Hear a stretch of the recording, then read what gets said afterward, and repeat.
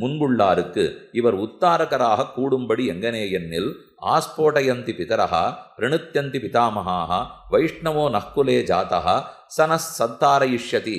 ஒரு ஸ்ரீ வைஷ்ணவன் நம்ம குலத்தில் பிறந்திருக்கானால் அவன் என்னை உத்தரணம் பண்ணுவான். சந்தாரயிஷ்யத்தினால் சம்சாரத்திலேருந்து என்னை தாண்டி பரமதத்துக்கு அவன் கொண்டு போய் சேர்த்துடுவான். அப்படி ஒருத்தன் நம்ம குலந்துட்ட பிறந்துட்டார்னு முன்பே லோகாந்தரஸ்தரான பித்திருக்கள் சொகுலத்திலே ஒரு வைஷ்ணவனாக பிறந்தால் அவனையே தங்களுக்கு உத்தாரகனாக சொன்னார்களே. அப்ப பின்னாடி பிறந்த ஒருத்தனே முன்னாடி பித்ருலோகத்தில் இருக்கிறவா இந்த பின்னாடி இருக்கிறவன் தான் உத்தாரகன்னு ஒத்துருக்களே. அப்ப முன்னால் இருப்பவர்களுக்கு பின்னால் இருப்பவன் உத்தாரகன் ஆகலாம்னு சொல்லுகிறார். அதனால முன்னாடி இருக்கிறவாளால தான் நாம மோட்சம் ஒணுங்கிறது இல்லை, நமக்கு பின்னாடி இருக்கிறவர்களாலையும் போகலாம். ஆனா ஒரு வித்தியாசம், அப்படின்னா அவர்கள்லாம் நடுவில் போய் உட்காண்டிருக்கான்னு அர்த்தம். உட்காண்டிருக்கான்னா பித்திருக்கள் பித்ருலோகத்தில் இருக்கா. அப்ப பித்ருலோகத்துல காத்துட்டு இருந்துட்டு பின்னாடி ஒருத்தர் பிறந்தாருங்கிறதுக்காக போகலாம். இப்ப நாதமுனிகள் ராமானுஜராலேன்னு சொல்றாரு, ஆளவந்தார் ராமானுஜராலேன்னு சொல்றாரு. அப்ப இவெல்லாம் நடுலோகத்துல எங்கேயானு போய் உட்காண்டிருக்காளோ, உட்காந்து மோட்சத்துக்கே போகாமல் ராமானுஜர் அவதரித்து அவர் சம்பந்தம் கிடைச்சதுங்கிறதுக்காக போவார்களோனால் இல்லையே. அந்த சம்பந்தம் தான் பவிஷ்யதாச்சாரிய விக்கிரகத்திலே கிடைச்சுடுத்தே. அதுக்குத்தான் நம்மாழ்வார் இவ்வளவு மெனக்கட்டிருக்கார். இவர் வந்த பிற்பாடுன்னு வெறுமை சொல்லிட்டு போயிருக்கலாம். ஆனா வெறுமை சொல்லியிருந்தால் இவர்களை எங்க உட்காத்துறது? இப்ப இந்த பிதற்களை உட்காத்தலான்னா அவளுக்கு ஒன்றும் பெரிய பெருமை இல்லை, உட்காத்தி வச்சுடலாம், அது கஷ்டம் இல்லை. ஆனா இவர்கள் ஒத்தொத்தருமே மோட்சம் போற அளவுக்கு மகானுபாவர்கள். அப்படி இருக்கிறச்சே யாரையும் உட்காத்த முடியாது.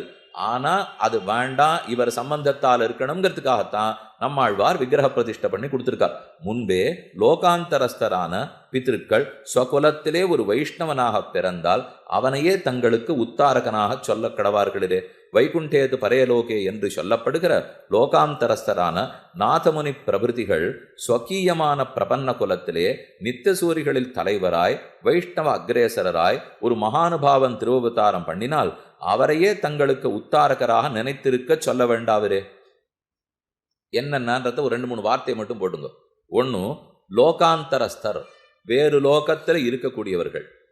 2, பிற்பட்டவர்கள். 3, ஒரு பரம ஸ்ரீவைஷ்ணவ அக்ரேசரன். 4, உத்தாரகம் நடக்கும். நான் 4 வச்சுங்க. வேறு லோகத்தில் இருக்கிறவாளுக்கு இருக்கணும். இங்கே இருக்கார்களானால் ஆமாம், இவா பித்ருலோகத்தில் இருக்கா, இந்த லோகத்தில் இல்லையே, பித்ருலோகத்துக்கு போயிட்டா. இப்போ நாதமுனிகள் உய்யக்கொண்டார் மணக்கால் நம்பிகள் வைகுந்தத்துக்கே போயிட்டா. ஆக பேச்சு என்ன, இப்போ லோகாந்தரத்தில் இருக்கணும், இந்த லோகத்தில் இருக்கக்கூடாது, வேற லோகத்துக்கு போயிருக்கணும். பித்ருக்கள் பித்ருலோகத்துக்கு போறா, ஆனால் நாதமுனிகள் வைகுந்தத்துக்கே போயிட்டார், உய்யக்கொண்டார் வைகுந்தத்துக்கே போயிட்டார். அப்போ லோகாந்தரஸ்தருங்கிறது பொருந்திவிடுத்தா. அடுத்தது, பிற்பட்டவர்கள் தங்கள் குலத்தில் பிறக்கணும். இது பித்திருக்கள் விஷயத்தில் ரொம்பவே குழப்பம். இங்கே கூட குழப்பம் இல்லை. இப்போ அடியன் தாப்பனார், தாத்தா, அவருடைய அப்பா, 3 பேர் சொல்லிட்டு இருக்கேனும் இல்லையோ. இதே சமயத்தில் இந்த தாப்பனார் இதுக்கு முன் பிறவிகளில் யாராருக்கோ அப்பாவா கூட இருந்திருக்கலாம். இப்போ எனக்கு தாத்தான்னு ஒருத்தர் இருக்கிறவர் வேறொரு ஜென்மத்தில் இன்னொருத்தருக்கு அப்பாவா இருந்திருப்பார் இல்லையோ. அப்போ இந்த சுவாமியை குறித்தே ஒருத்தர் பிதாவுக்குன்னு தர்ப்பணம் கொடுத்துட்டுருப்பார், அவரை குறித்தே அடியன் பிதாமகருக்குன்னு கொடுத்துட்டுருப்பேன், அவரை குறித்தே பிரபிதாமகருக்குன்னு இன்னொருத்தர் கொடுத்துட்டுருப்பார். சாத்தியம் தானே? ஏன்னா ஒருத்தர் எத்தனையோ பிறவி எடுத்திருப்பா. இப்போ அந்த சுவாமிக்கு பெரிய சந்தேகம் வந்துடும், நான் அப்பாவா தாத்தாவா கொள்ளு தாத்தாவா தெரியல. இப்போ இவனானா கொள்ளு தாத்தான்னு கொடுக்குறான், அவனானா தாத்தான்னு கொடுக்குறான். இது ஆச்சரியம் இல்லை. இப்போ இவர் சிங்கமா பிறந்திருந்தால் அதுங்குட்டி என்ன நினைச்சுட்டு இருக்குமோ தெரியாது. நான் எல்லாம் மனுஷனா பிறந்ததா வச்சுன்னு சொல்லிட்டு இருக்கேன், தர்ப்பணத்தை பெற்றுக்கிறவரா வச்சுன்னு சொல்லிட்டு இருக்கேன். அதெல்லாம் இல்லைன்னால் என்னவா வேணா இருக்கலாம் இல்லையோ. அதனால இது ஒரே குழப்பம். தங்கள் குலத்துல பிறந்தவரா இருக்கணும்னால் அவர் எந்த பிறவி எடுத்துல குலத்திலையும் பிறக்கலாம். இது ஒரு லாபம் பாருங்க. இப்போ இந்த குலத்துல பிறந்துதான் இல்லை, அவர் வேற ஏதோ ஒரு பிறவி எடுத்திருக்கிறச்சே அந்த குலத்துல இப்போ ஒரு பிள்ளை பிரம்மஜானியா பிறந்துட்டான்னால் அதுக்கப்புறம் 3ஆம் பிறவியில பிறந்தவர் கூட மோட்சம் படுவார். இதெல்லாம் கணக்கு யாருக்கு சுவாமி தெரியும்? இப்போ ஒரே குழப்பமா இருக்கேன்னால் இதனால தான் கணக்கு பாடம் நமக்கு சொல்லித்தரவே இல்லை பெருமாள். இல்லைன்னா முன்னாடி இருக்கிறது எனக்கே ஞாபகம் இல்லை, அதை சொல்லியிருந்தா பாபம்லாம் பண்ணாத இருந்திருப்பேனோ இல்லையோ. என்னுடைய 3ஆவது பிறவிலாம் என்ன பண்ணிருந்தேன், நான் முதல் பிறவிக்கே வழியை காணும். இதுக்கப்புறம் இப்போ 7:30க்கு ஆரம்பிச்சது என்னன்னு கேட்டால் 8:30க்கு மறந்து போகிறது. இதுக்கு மேலே முன் பிறவி என்னாச்சுன்னு கேட்டோம்னா எல்லாம் அவர் கணக்கு ஜாக்கிரதையாக தான் வச்சுருக்கார். அவரே பார்த்து போட்டு கொடுப்பார். மேலே இது இத்தனையுமே இந்த கணக்கெல்லாம் இல்லைன்னு அழிக்கிறதுக்கு தானே சரணாகதி. இந்த கணக்கை ஞாபகம் வச்சுன்னு என்ன லாபம்? இப்போ எல்லாம் சர்வ பாபே பியோ மோக்ஷயிஷ்யாமின்னால் முன்னாடி பண்ண மொத்த வம்பு தும்பு எல்லாம் சேர்த்து அழிஞ்சு போச்சு. அதுக்கப்புறம் யாரான அதை கணக்கு பார்த்துட்டு அன்னைக்கு அப்படி பண்ணீரே அப்படி பண்ணீரேன்னு கேட்க போறாளா? மொத்தத்தையும் அழிக்கிறார். அதனால் அந்த பித்திருக்களுக்கு ஒன்று அவர்கள் லோகாந்தரத்தில் இருக்கணும், 2 அவர்கள் குலத்தில் பிறக்கணும், 3 ஸ்ரீவைஷ்ணவ அக்ரேசரனா பிறக்கணும். இந்த 3 இருந்தா தானே பிற்பட்டவர்களால் உத்தரணம்னு சொல்லலாம். இப்போ இங்கே அந்த மாதிரி வந்துதான்னால் நாதமுனிகள், உய்யக்கொண்டார், மணக்கால் நபிகள் எல்லாம் லோகாந்தரம். இந்த லோகத்தில் இல்லை, வைகுந்தத்துக்கு போயாயிடுத்து. அடுத்து அவருக்கு அவர்கள் குலத்தில் ஒரு பிள்ளை பிறந்திருக்கணும். அப்போ நாதமுனிகள் குலத்தில் யார் ராமானுஜர் அவதரித்தார்? இல்லை, பிரபன்ன குலத்தில் அவதரித்தார். இந்த குலம்ங்கிறது அவா குலம் பிறப்பால் ஜாதியால் உடம்பால்னு வச்சுக்க வேண்டாம். பிரபன்னர்கள்ங்கிற குலம் இருக்கும் இல்லையோ, அந்த குலத்துல பிரபன்ன ஜன கூட்டஸ்தர் நம்மாழ்வாரிடத்திலேருந்து ஆரம்பித்து ஓராண் வழியா சரியா அவதரித்தாளா? இது 2வதும் பொருந்தி போச்சு. அப்புறம் 3வது ஸ்ரீவைஷ்ணவ அக்ரேசரா இருக்கணுமானால் ஆதிசேஷனே அவதரிச்சிருக்கார். இனிமே பாக்கி இல்லை, கைங்கரியம் பண்ணியிருக்கார். அப்ப வைஷ்ணவ அக்ரேசராக பிறந்தார். இந்த 3 ஒத்திருக்கிறபடியால் பிற்பட்ட ராமானுஜரை உத்தாரக ஆச்சாரியராக சொல்லுவதில் குறையில்லை அப்படிங்கிறத ஸ்தாபிச்சுக்கிறார்.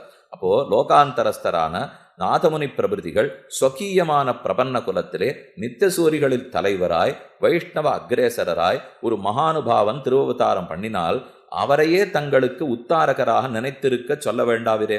பித்ராதிகளுக்கு வைஷ்ணவத்துவம் இல்லாமையாலும். இப்ப அடுத்த கேள்வி, ஒரு ஆக்ஷேபம். சரி, பித்திருக்கள் விஷயத்தை சொல்லி இவர் விஷயத்தை ஸ்தாபிக்க பார்த்தீரே, பித்திருக்கள் விஷயம் சுமார் இல்லையோ? அதே போல இதை வச்சுக்க முடியுமா? என்ன குறை வருது பார்ப்போம். பித்ராதிகளுக்கு வைஷ்ணவத்துவம் இல்லாமையாலும் அவர்களே பரமஸ்ரீ வைஷ்ணவ அக்ரேசரா இருந்தா தாங்களே மோட்சம் பெறுப்பாள் இல்லையோ? அது இல்லாதனால தானே பித்ருலோகத்தில் இருக்கா. அப்ப பித்திருக்களுக்கு தாங்களுக்கு ஸ்ரீவைஷ்ணவத்துவம் இல்லை, அதனால காத்துட்டு இருக்கா. நீர் சொல்ற நாதமுனிகள் உய்யக்கொண்டார் மணக்கால் நம்பிகளுக்கு தங்களுக்கு ஸ்ரீவைஷ்ணவத்துவம் இல்லையான்னு அங்க இல்லைங்கிறதுக்காக அவ காத்துட்டு இருக்கிறது புரியுது. இவர்கள் ஒத்தொத்தரும் தாங்களே ஸ்ரீவைஷ்ணவளாச்சே. முதல் குறை, முதல் தப்பு தெரிஞ்சுதா? அப்புறம் 2வது சொல்றார், பித்ராதிகளுக்கு வைஷ்ணவத்துவம் இல்லாமையாலும் அவர்களுக்கு பிராபியமான தேச விசேஷம் வேறே ஒன்று உண்டாயிருக்கையாலும். பித்திருக்களுக்கு பித்ருலோகத்தில் இருக்கா. நீங்க கடைசியா போய் சேர வேண்டிய தேசம் இது வைகுந்தம்னு சொல்லுவா. அதை போல நாதமுனி உய்யக்கொண்டார் வைகுந்தத்தில் இருக்கார். நீங்க கடைசியா போய் சேர வேண்டிய தேசம் எதுன்னு கேளுங்க, என்ன பதில் சொல்லுவார்? அப்ப இதுக்கு மேல பிராபிய பூமி இல்லையே, இதை தாண்டி இன்னொரு இடத்துக்கு போக வேண்டாம் இல்லையோ? அப்ப எப்படி உத்தாரகம்? உத்தரணம் பண்ணணும்னா தாண்டி வைக்கணுமே. அப்ப வைகுந்தத்துல உட்காண்டு இருக்கிறவாள் இவர் இதுக்கு தாண்டி வைக்கணும். அவர்கள் தான் வைகுந்தத்துல இருக்காளேன்னு 2வது ஆக்ஷேபம். அப்ப முதல் ஆக்ஷேபம், இவர்களே சிவைஷ்டவர்களாச்சே, இன்னொன்னு எதிர்பார்ப்பு இல்லையே. இவர்களே அடைய வேண்டிய பூமியை அடைஞ்சுட்டாலே இனிமே எங்க போறார்கள்? இன்னும் 3வது சொல்றார், ஸ்வகுலோத்பவனான வைஷ்ணவனை உத்தாரகனாக சொல்ல குறையில்லை. அப்போ அவர்கள் விஷயத்துல சொல்லிடலாம், என்ன தாங்க இன்னும் போக வேண்டிய இடத்துக்கு போய் சேரல, தாங்களே மோட்சம் போற அளவுக்கு ஸ்ரீவைஷ்ணவர்கள் இல்லை. இந்த 2 குறையும் அவர்கிட்ட இருந்தது. அதனால பின்னால பிறந்தவனை வச்சு அவர்கள் மோட்சம் போனார்கள்னு சொல்லலாம். ஆனா இந்த 2 குறையுமே நாதமுனிகர் இடத்துல கிடையாதே, உய்யக்கொண்டார் இடத்துல இல்லையே. அப்ப பிற்பட்டவர் எப்படி உத்தாரகராக ஆக முடியும் அப்படின்னு ஆக்ஷேபம். இவர்கள் தாம் வைஷ்ணவ அக்ரேசரராகையாலும், இப்ப இவர்கள்னு சொன்னது நாதமுனிகள் உய்யக்கொண்டார் மணக்காலம்பிகளை, இவர்கள் தாங்களே வைஷ்ணவர்களாச்சே, தாங்களே ஸ்ரீ வைஷ்ணவத்தில் சிறந்தவர்கள், பிராபிய பூமி கைபுகுந்திருக்கும் அவர்களாகையாலும் அடைய வேண்டிய கடைசி பூமி அடைஞ்சாச்சே, பிராபிய பூமி கைபுகுந்திருக்கிறது. அப்ப இனிமே போக வேண்டியதில்லை. உத்தரண அபேக்ஷா ரஹிதரா இருக்க வடுக்கும் அத்தனை போக்கி. அப்ப உத்தரணம் பண்றதுக்கு தங்களுக்கு ஒருத்தர் தேவையான்னு கேட்டால் தேவையில்லையே. தாங்களே தாண்டறதுக்கு சக்தி இருக்கிறவா, தாண்டி போக வேண்டிய இடத்தை அடைஞ்சுட்டவா. 2 மனசுல படுறதா?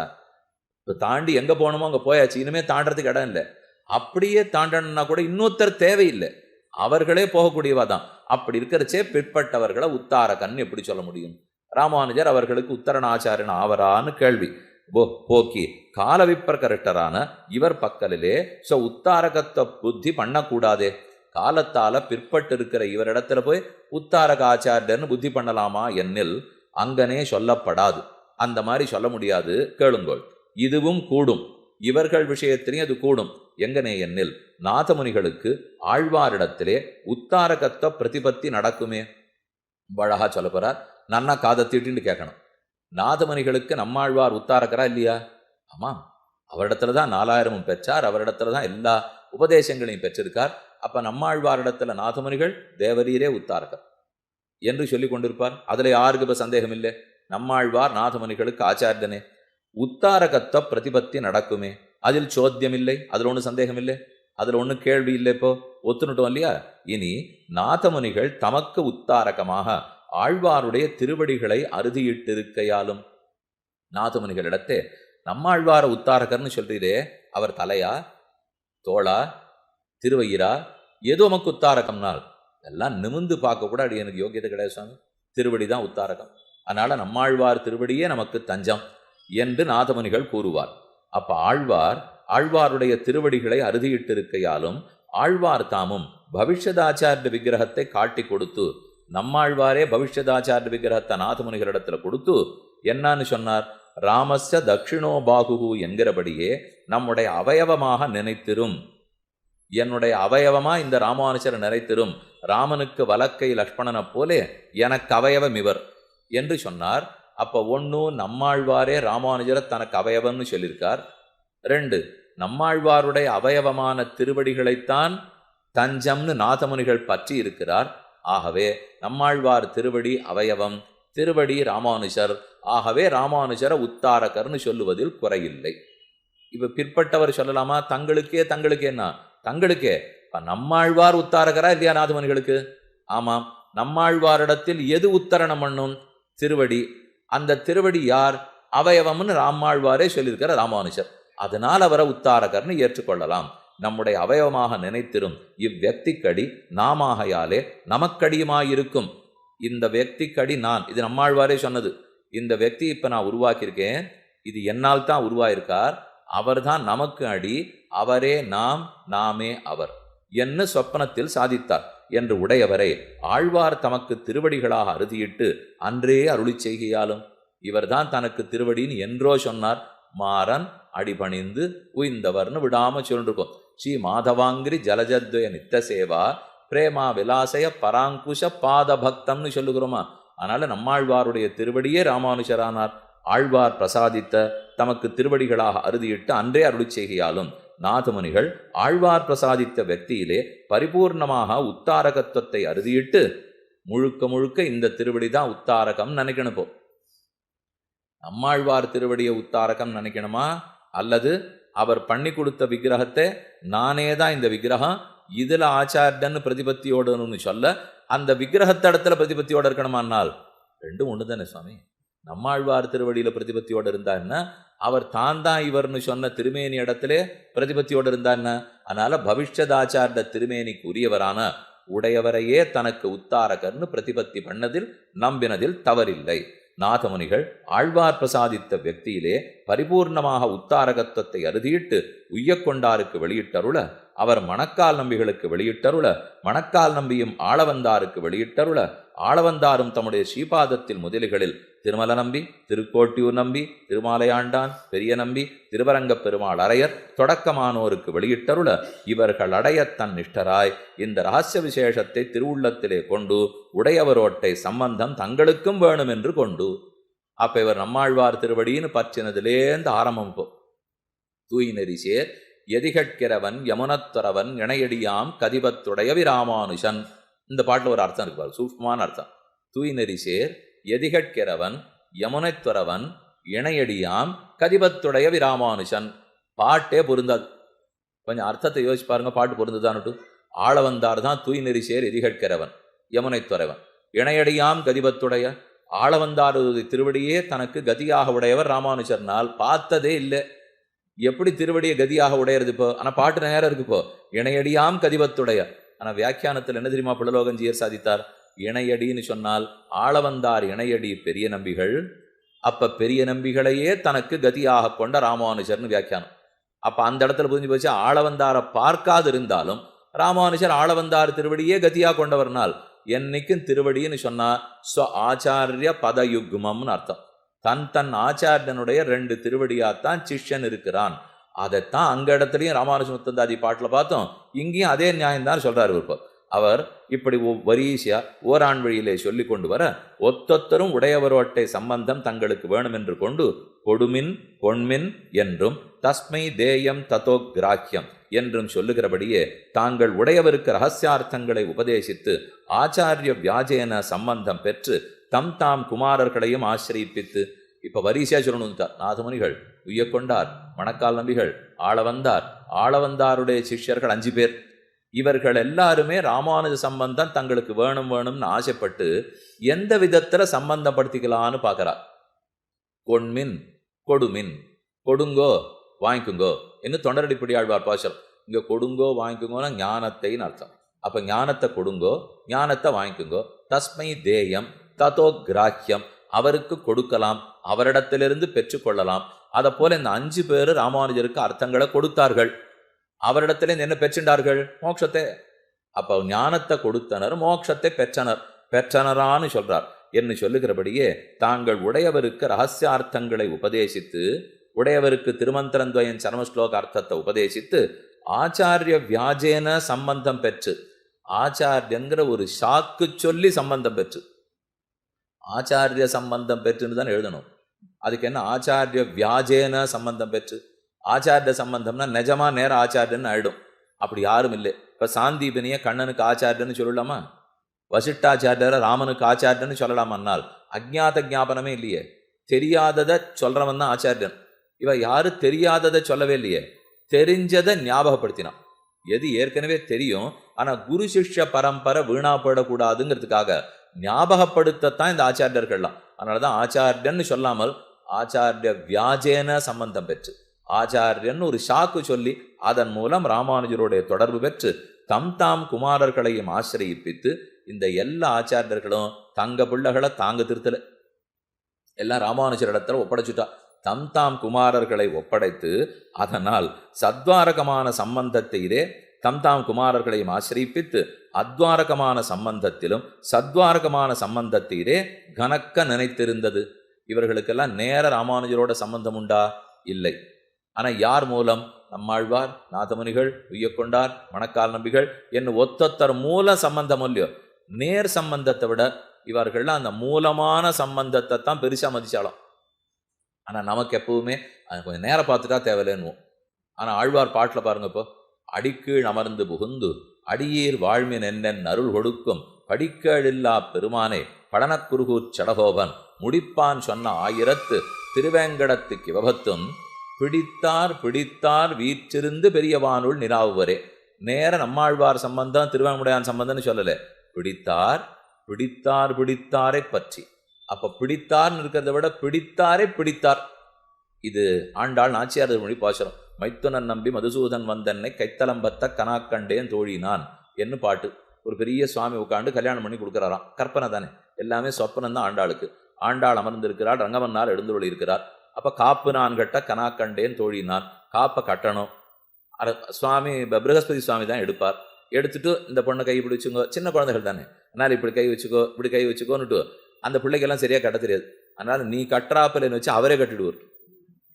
அதை போல ஆண்டாளுக்கு பதில் ரொம்ப திருப்தியா இப்போ பிடித்தார் பிடித்தார்னு சொன்னா போலையும் அங்கே மைத்துனன் நம்பி மதுசூதன் வந்தன்னை கைத்தலம்பத்த கனாக்கண்டேன்னு சொல்ற இடத்தில் அதை காப்பு நான் கட்டான்னு சொல்லும்போது கண்ணன் நேரத்தொடர்றது ஒண்ணும், ஆனா அவர் பரம பாகவதர் இல்லையோ. அதனால கிருஷ்ண கரஸ்பரிசம் பெற்ற அந்த பாகவதர் ஆண்டாள் கைகளை தொட்டு இந்தாமா கட்டிக்கோ அப்படின்னு சொன்னாரா. அந்த பரம பாகவதருடைய ஸ்பரிசாடி எனக்கு கிடைத்ததுன்னு அந்த குழந்தை ஆண்டாள் ஆனந்தப்பட்டு கொள்கிறார். அதனால நேர பகவத் ஸ்பரிசத்தை விட ஒரு பாகவத ஸ்பரிசத்துக்கு எவ்வளவு ஏற்றம் இருக்கு. கண்ணனுக்கே அதுதான் விருப்பம். இப்போ அவருக்கு பார்த்தா வசிஷ்டரையும் விஸ்வாமித்தரையும் தொட்டு பார்த்தமான ஆசை இல்லை.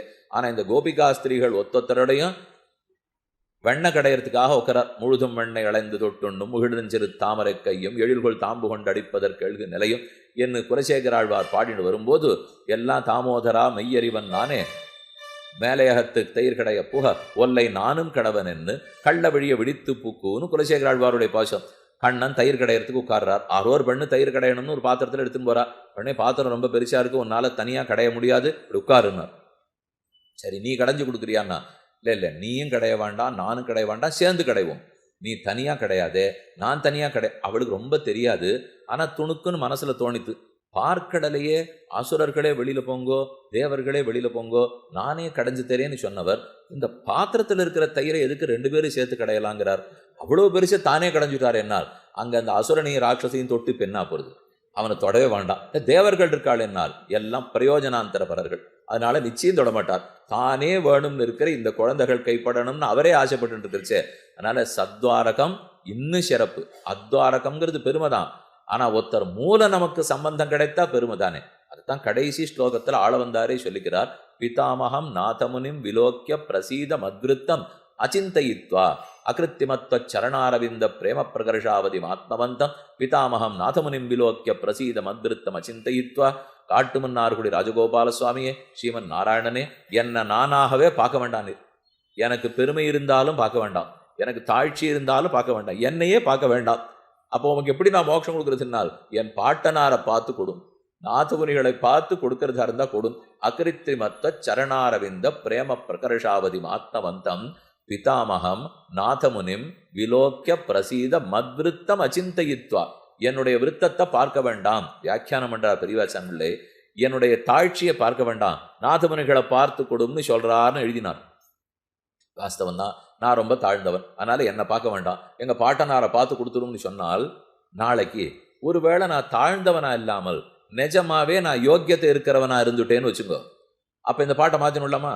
என்னை பார்த்து மோட்சம் கொடுன்னு கேட்டு விடலாமான்னால், அதுக்குத்தான் மத்விருத்தம்னு சொன்னவர் தாழ்ந்த என்னுடைய விருத்தம்னு அவர் சொல்லலை. என் விருத்தத்தையே பார்க்காதேங்கிறார். பெருமாளுக்கு ரொம்ப திருப்தி. நானே அப்படித்தான் எங்காலத்துல சொல்லிட்டேன் தெரியுமோ. நீர் யாரை பார்த்து சொன்னீர்னார், நமக்கு நந்தகோபன் இளங்குமரன்னா தான் பெருமை, நமக்கு தயரதற்கு மகன்னா தான் பெருமை. தாசரதிங்கிற பேராட்டம் ராமன்கிற பேர் எனக்கு பிடிக்காதுட்டார் அவர். எனக்கு பேர் தாசரதின்னு சொன்னா திருப்திப்படுவேன், சக்கரவர்த்தி திருமகன்னா திருப்தியா இருப்பேன். யாரான ராமன்னு சொன்னாலே பெருமாள் முகம் சுண்டி போடுமா. எதுக்கு என் பேரை சொல்றாவே? இப்போ எனக்கு என் தகப்பனார் எவ்வளவு பெரியவர் இருக்காரு இப்போ, அதனால சீதைக்கு சீத்தைன்னு சொன்னா பிடிக்காது.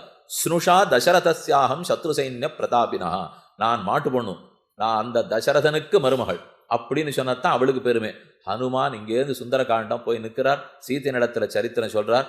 ஒரு வார்த்தை பளிச்சுன்னு சுருக்குன்னு சொன்னது, எங்க மாமனார் உயிரோடு இருந்திருந்தா இந்த நிலை எனக்கு வந்திருக்காது.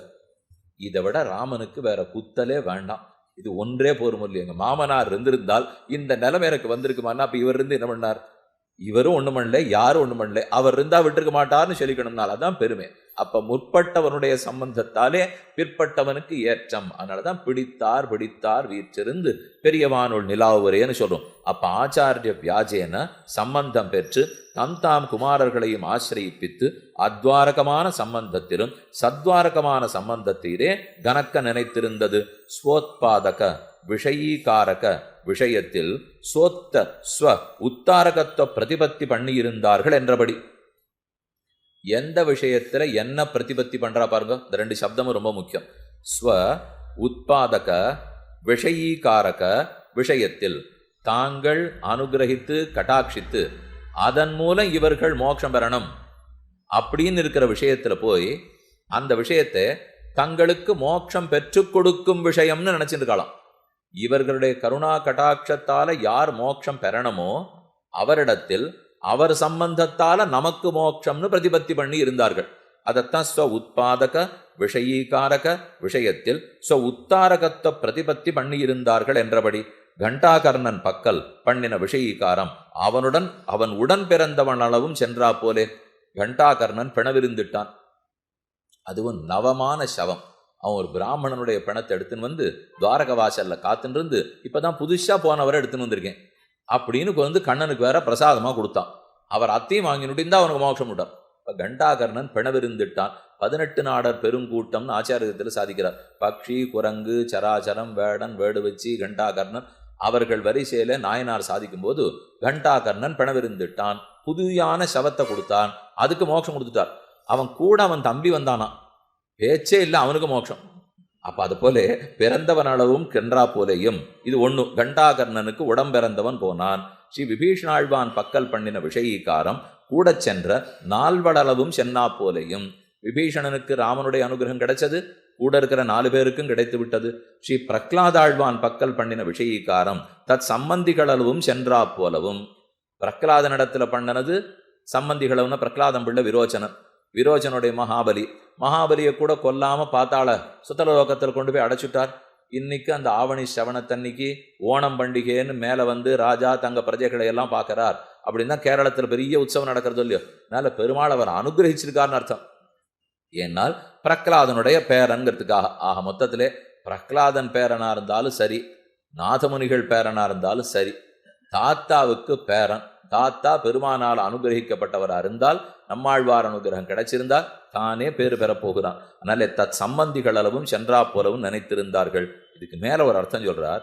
பந்த மோட்சங்கள் இரண்டுக்கும் ஹேத்துவான பிரதம பர்வ விஷயீகாரம். இது எல்லாமே பெருமாளை பத்தியோ இல்லையோ. ஏன்னா கண்டாகரனுக்கு மோட்சம் கொடுத்தது கண்ணன், விபீஷணனுக்கு சரின்னு ஏத்துனது ராமன், பிரகலாதனுக்குன்னு ஏத்துனது நிருசிம்மன். இந்த மூணுமே பகவத் விஷயம் தானே. இதுல எதுவும் ஆழ்வார் ஆச்சாரியர்களே இல்லையே. அதனால இந்த மூணையும் பிரதம பருவத்திலேன்னு சொல்லிட்டார். நம்ம நேத்திலேன்னு பார்த்துட்டு இருக்கோம், இதெல்லாம் பிரதம பருவம். அப்ப அவருக்கு என்ன ஆச்சரியம்னால், பிரதம பருவத்திலேயே ஒருத்தர் சம்பந்தத்தினால இன்னொருத்தருக்கு வாழ்ச்சினால் அப்ப சரம பருவத்துல சந்தேகமே வேண்டாம். அந்த இடத்துல எல்லாமே பிரதம பருவம் பகவான் கொடுத்துருக்கிறது. ஏன்னா அவர் ஒருத்தரை பார்த்துட்டு அந்த கண்ணோட இன்னொருத்தரை பாப்பரான்னு சொல்லவே முடியாது. அவரை பொறுத்த வரைக்கும் நம்மளை பார்த்துட்டே இருப்பார். இன்னைக்கு அனுகிரகிக்கிற மாதிரி இருப்பார், நாளைக்கு மொத்தமாவே தள்ளி விட்டுடுவார். கேட்டால் அந்த ஜென்மத்தில் அன்று அப்ப பண்ணதாச்சேன்னு விடுவார். யாருக்கு ஞாபகம் இருக்கும் சொல்லுங்க. இப்போ அப்ப அவருக்கு நினைவு இருக்கு. அப்ப பிரதம பருவத்திலேயே சரி வந்தவனுக்கெல்லாம் கொடுத்துட்டு போயிட்டாரு. இது சரம பருவத்தை என்ன பேசிட்டு இருக்கோம். பிரதம பருவம் பந்தம் மோட்சம் ரெண்டுத்துக்கும் ஹேத்துவா இருக்கும். சம்சாரத்துல தள்ளுறதும் பகவான் தான், மோட்சத்தை பெற்று கொடுப்பதும் பகவான் தான். அப்ப பந்த மோட்ச உபய ஹேத்துவா இருக்கும். ரெண்டுத்துக்குமே பெருமான் தான் ஹேத்து. ஆனா ஆச்சாரியன் மோக்ஷைக்க ஹேத்துவா இருக்கும், பந்தத்துக்கு ஹேத்துவாவே இருக்க மாட்டாரே. இன்னும் கேட்டால் தள்ளுறதும் பெருமான், கொள்றதும் பெருமாள். இது முதல் படி. தள்ளுறது பெருமாள், வெளியில் எடுக்கிறது ஆச்சாரியன். ஆமா, இவர் வந்து தள்ளி விட்டுட்டு போடுவார். நாங்க வந்து தூக்கின்னு போனோமான்னு கேட்டாளாவா இன்னைக்கான்னு. இப்போ அப்ப அவர் ஒழுங்கா தள்ளினவரே எடுத்துன்னு போகணும் இல்லையோ. நாம இருந்தா உடனே சொல்லிடுவோம், நீர் பிடிச்சு தள்ளுவீர் சம்சாரத்துல. இப்ப இவர்கள்லாம் வந்து எடுத்துன்னு போனோம்னால் அதவா சந்தோஷமா நினைச்சிட்டு இருக்கா. பெருமான் தானாவா தள்ளினார், இவன் விழுந்தான். அவ தள்ளினார். என்ன ஒண்ணு விழும்போது பார்த்துந்தார். அதை வேணா ஒண்ணு சொல்லலாமே தவிர அவர் தள்ளினார்னு சொல்லக்கூடாது.